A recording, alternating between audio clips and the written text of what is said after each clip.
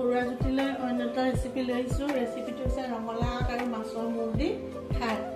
জলকীয়া লৈছোঁ, অকণমান নহৰু দিম অলপমান তেলত খুলি লৈছোঁ। নহৰু এটা আছে নহৰু। তাৰপৰা এয়া মাছকেইটুকুৰা প্ৰথমতে ভাজি ল'ম। ভিডিঅ'টো আপোনালোকে প্ৰথমৰ পৰা আপোনালোকে চাই থাককচোন।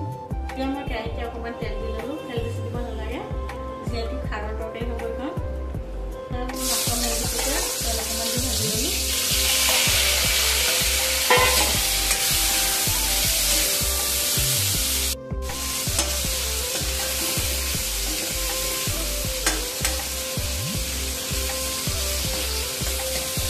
মাছৰ মুখখিনি বেছি ভাজিব নালাগে, কাঢ়ি থ'লোঁ।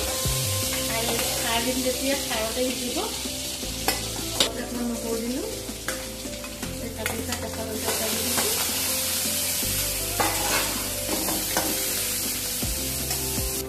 ৰঙালাও ঠাৰি আৰু আগখিনি দি দিছোঁ।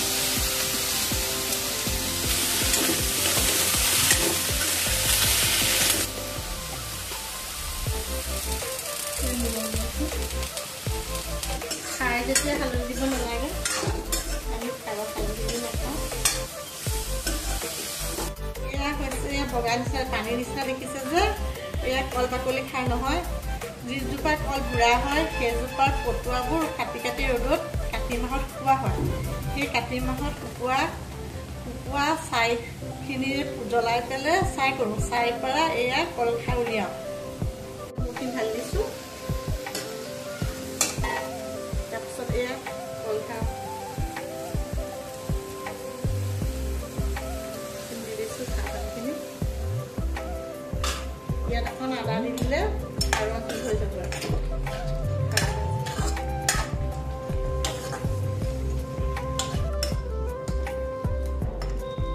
ৰঙালাও এয়া বুঢ়া ঠাৰিবোৰে দেই, বেছি কোমল ঠাৰি নহয়। যিবিলাক বুঢ়া আগটো খোৱাৰ পিছত বুঢ়া ঠাৰিবোৰ থাকি যায়, তাইহে খাই বনাইছোঁ।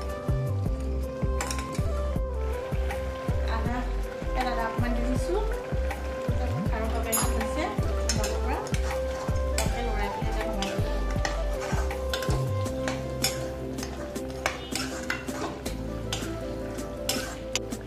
এই খাৰৰ তৰকাৰীখন হৈছে বনাই থৈছোঁ, অকণ জুলীয়াকৈ ৰাখিছোঁ।